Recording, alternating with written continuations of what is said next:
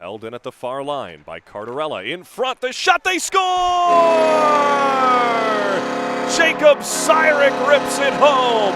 We're tied at 1 with 6:12 to go in the first. Huttenlocker gets taken down across the blue line as Nichols sends it out to center. And a steal. Jake Caffrey, breakaway chance, he scores!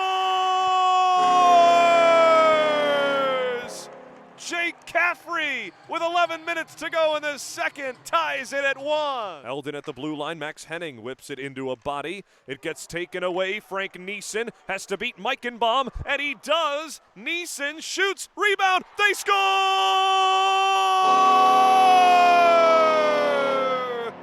Presley Schlitz, Johnny on the spot, capitalizes for the Quakers. A 2-1 lead for Orchard Park in the third. Falkenberg behind the net to Gaglione. His shot blocked in front. Loose puck still. It's battled for and thrown to the near boards. Gaglione plays it for Major. Looks down a wrister. Slot opens up. He plays it there. Over Gaglione. Scores! Andrew Gaglione puts Skinny Atlas on top with 2:30 to go in the third on the power play. McCarthy plays it over for Tyrell. Back behind the goal, Phillip. He's got Sean and gives it to him. Back for Phillip. Over to Sean. The brothers play catch along the near boards. Back to the point. Bromrance to Sean to Phillip. Behind the goal. Eyes in front. The shot. They score!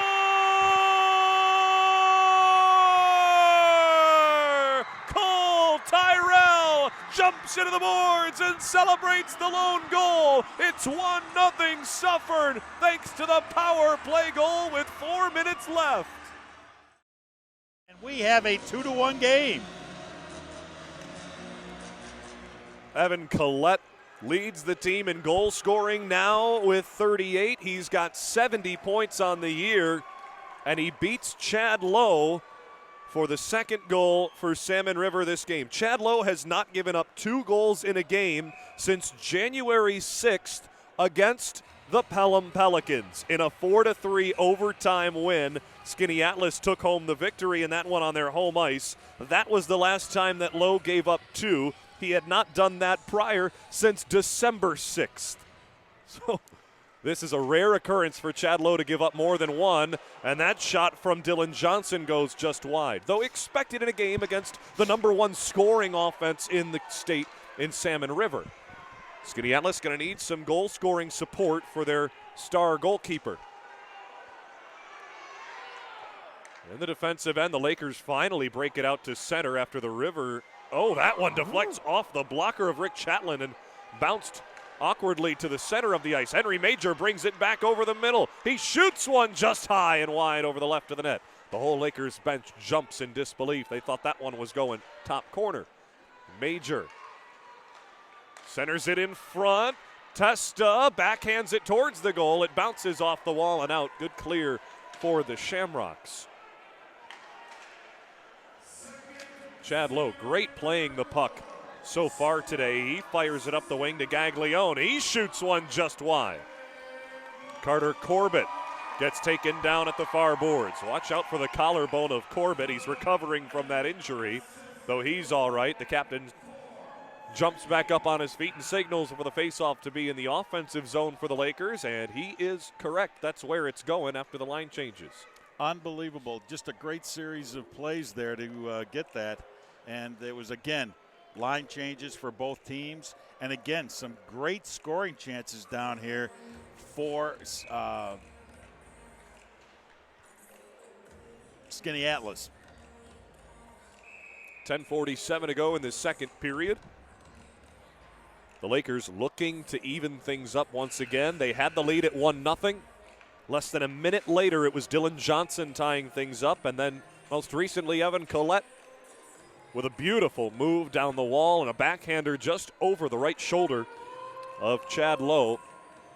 Gave Salmon River their first lead on the day. The officials give the OK signal, and they drop the puck in the offensive end for the Lakers, though a defensive zone draw won by the most recent goal scorer, Collette. One of many players for Salmon River, Randy, as we saw during the anthems and the starters, to go to the hair salon and dye the lettuce blonde. Yes, and I believe, I want to say Pelham did that same thing last year before their game. Well, it was actually before they started the series that got them against Starpoint. And I remember they did the same thing. I was really a little shocked when I saw the helmets come off the other night for their first game here. I saw those blonde hairdos. That just shows you the team bonding and the culture that's in the locker room for the Salmon River Shamrocks. Always a great experience. You see that across all sports. I know here in Western New York, covering Section 6 sports, see a lot of football teams and even soccer teams. Will North, I know they're always a powerhouse when it comes to state championships in hockey as well. Will North known for that same vibe. Perhaps funny that they both wear green and black. Unbelievable. It must be something about that green color that brings out the best in players. And the gold in the hair as well. Yes. This one goes the length of the ice, though icing is waved off by the referee on the near side. Lowe comes out to play it. It misses his defenseman.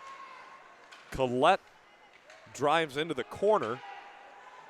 He ties up his man and ends up throwing him to the ground. The much larger Evan Collette bodies Luke Bobbitt, who takes another spill. Collette comes away with the puck. He rips one off the blocker of Lowe. To the blue line, it bounces over the stick of Kahunti and Lazor. He has to hustle back as Sean Kerwick comes in on him. Below the goal line, Lazor wisely slows up and plays it out to center. That one off the body of Cade Cook. Had to jump out of the way of that one before it hit him in the chest. Here come the Lakers, broken up by Dishaw momentarily. Gaglione to the corner. Plays it back to the blue line. Falkenberg bounces it to the Major. Salmon River is able to clear with Cade Cook. Plenty of players on Salmon River, multi-sport athletes as we talk about other sports as well. One of them here, Cook, right to the goal mouth, shot it just wide. Also a soccer player. He was the MVP in the All-North Conference. Cade Cook was this year. His father, Tim Cook Sr., the head coach, was ready to tell me about that as their goaltender, Rick Chatland, also a soccer player, also a baseball catcher, makes that save. And, you know, the thing about Salmon River, they are so supportive of all their high school teams up there. It's incredible. That is their life up there for their kids, and they support these teams. The parents come out, the grandparents come out, aunts, uncles, neighbors. They come out to support their kids and playing a particular sport. Hockey is no different, as they've got a lot of people here today. That was one thing that Tim Cook Sr. knew he would have, is plenty of noise surrounding his team as Johnson takes it to the goal mouth. Chad Lowe makes the save, and he wants something after the whistle, and the Lakers want to come to his defense as Johnson bared a bit too close to the keeper, or rather, yeah, that was Johnson, Dylan Johnson, that is. I think he may have maybe just tapped that glove a little bit as he went down to make the save or to cover up on the puck. And I think he got one last little shot in as he was going by just to let the goalie know, I'm in your neighborhood. I'm knocking on your door here. Right next door to Mr. Rogers. It's a beautiful day in the neighborhood here in downtown Buffalo. Henry Major with a good opportunity, 2-on-1 with Whitlock. He drops it over Whitlock, scores! Henry Major sets up the junior, Alex Whitlock. 8:40 to go in the second, and we're knotted at 2.